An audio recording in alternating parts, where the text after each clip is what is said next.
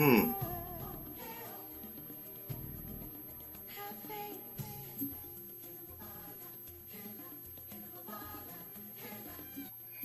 afternoon, good evening, good morning, wherever you are around the world. My name is Cyrus Gray, and this is Election Central.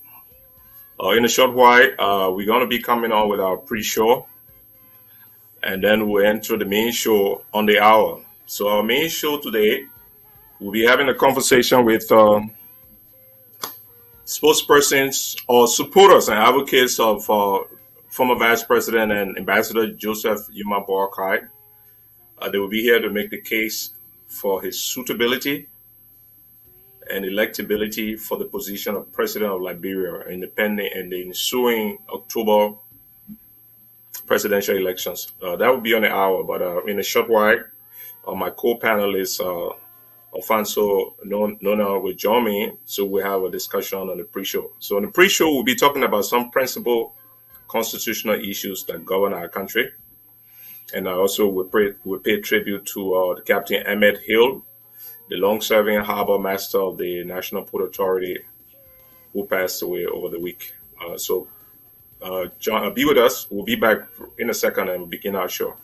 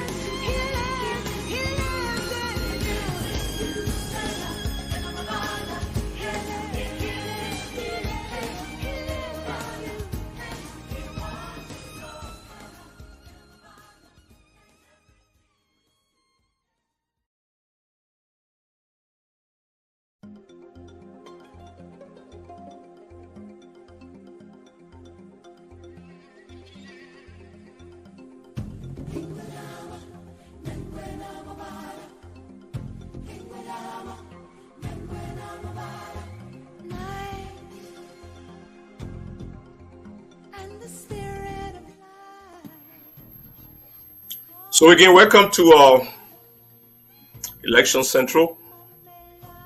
I'd like to bring on my co-host. I'd like to bring on my co-host so that we get into the pre-show. So, Alfonso, welcome. Yeah, thank you, brother. Thank you. Welcome. I'm happy to be here with you. Glad to see you as well. Am I coming in very clear? Yes. Yeah, thank you for that. I had a little struggle getting on after being so busy this Sunday. But welcome. Today we're going to have a packed show with discussions and bringing in our guys who are advocating for Ambassador Boakai.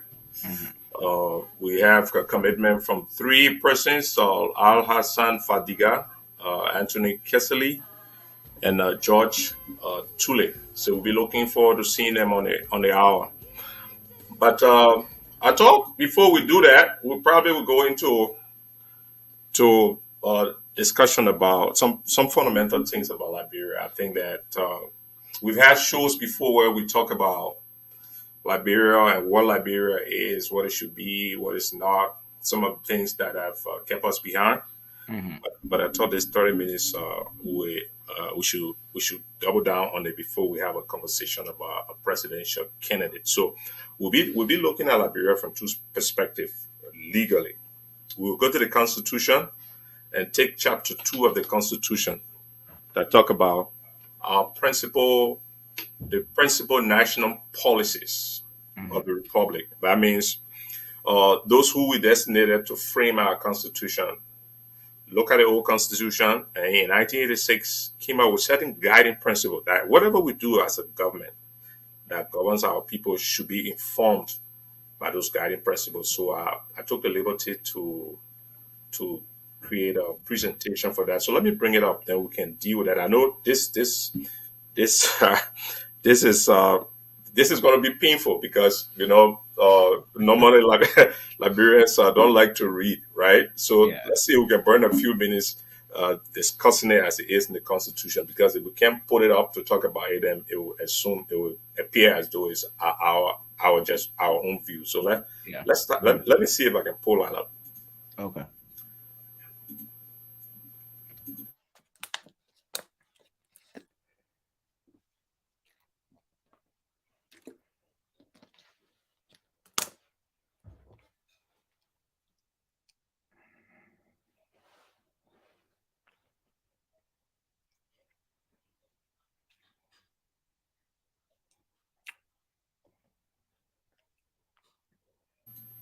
Last Sunday we had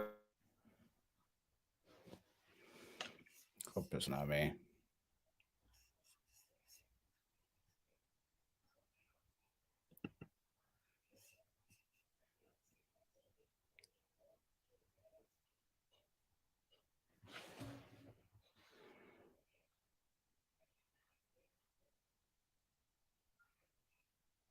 Mm.